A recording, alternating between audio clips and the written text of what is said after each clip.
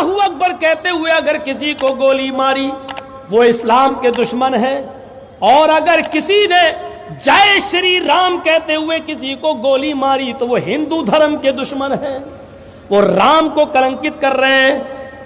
اللہ کا نام لے کر جس نے مارا وہ اسلام کو کلنکت کر رہا ہے، جس نے رام کا نام لے کر گولی چلائی وہ ہندو دھرم کو اور رام کو کلنکت کر رہا ہے۔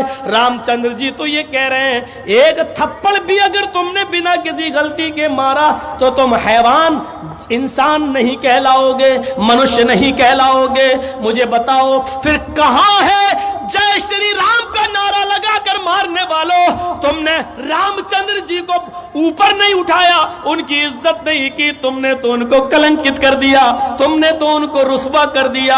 اے اللہ کا نام لے کر مارنے والوں، تم نے تو اپنے بھائی کو ہی مار ڈالا، تم نے تو اپنے بھائی کا ہی قتل کر ڈالا، تم نے تو اپنے بھائی کو مار ڈالا۔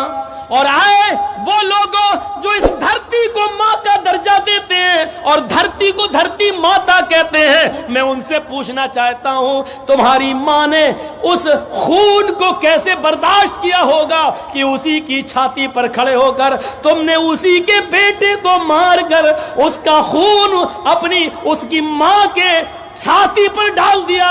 یہ ماں جس کو تم ماں کہتے ہو، اس ماں نے اپنے لاڈلے کے خون کو اپنی گود میں کیسے برداشت کیا ہوگا؟ تم نے تو اس دھرتی ماتا کی لاج نہیں رکھی، تم نے تو اس کے کلیجے کے ٹھنڈک کو چھین لیا، تم نے تو اس سے اس کا کلیجہ چھین لیا۔ چاہے وہ ہندو ہو یا مسلمان، یہ دھرتی کسی ایک کی ماں نہیں، تمہارے عقیدے کے مطابق جو بھی اس دھرتی پر ہے وہ سب کی ماں ہے۔ ایک گھر میں چار بھائیوں کی وچار دھارائیں الگ ہو سکتی ہیں لیکن ایک ماں کے بیٹے کہلائیں گے۔ جب یہ دھرتی سب کی ماں ہے تو جس کا بھی خون اس دھرتی پر گرایا اور ٹپکایا گیا ہے، ظاہر ہے کہ وہ اس دھرتی ماں کا بیٹا ہے۔ اس ماں کے بیٹے کو چھین کر تم نے اپنی ماں کی نظروں میں بھی اپنی عزت گنوائی ہے۔ کیسے برداشت کیا ہوگا اس دھرتی ماں نے اپنے بیٹے کی لاش؟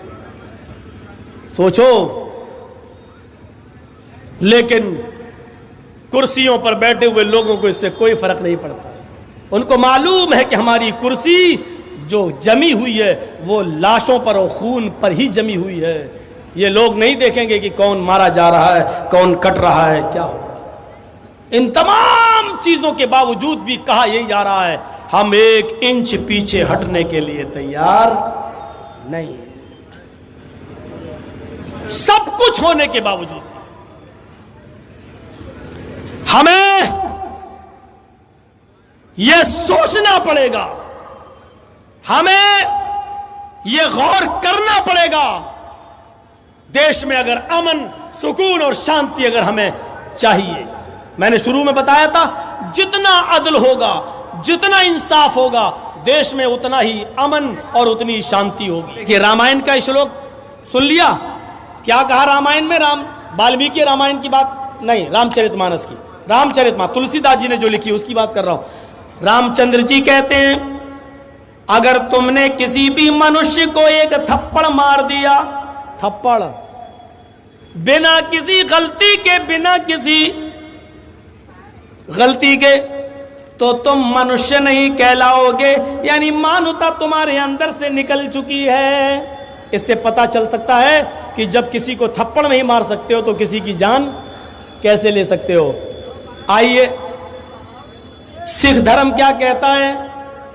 سکھ دھرم کہتا ہے اگر تمہاری ذات سے کسی جانور کو تکلیف پہنچی اور تمہاری ذات سے اگر کوئی کتا یا بلی یا چوہا بھی مارا گیا، اس کو تم نے ستایا اور وہ مر گیا، تو تم بھی اسی شرن میں یعنی جانور کہلاؤ گے، انسانیت تمہارے اندر بھی نہیں ملے گی۔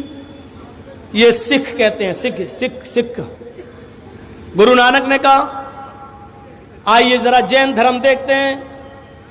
جین دھرم میں مہاویر جی کہتے ہیں تم زمین کے اوپر چلو تو کوشش کرو کہ پیروں میں چپل نہ ہو، اور اتنے دھیرے دھیرے قدم رکھو، اتنے ملائم قدم رکھو کہ زمین پر رینگنے والی छोटी छोटी चींटियां या कीटाणु जो तुम्हें दिखाई नहीं देते वो भी तुम्हारे पैर के दबने से मर न जाएं। और जब तुम किसी चटाई पर या कुर्सी पर बैठो तो उसको नरमो नाजुक कपड़े से साफ कर लो, झाड़ लो, उसके बाद में बैठो, ताकि कुर्सी पर रेंगने वाला कोई मच्छर या चींटी तुम्हारे बैठने की वजह से दब न जाए, मर न जाए। ये जैन धर्म के अंदर लिखा है। आओ जरा क्रिश्चियन मजहब देखते हैं, ईसाईयत।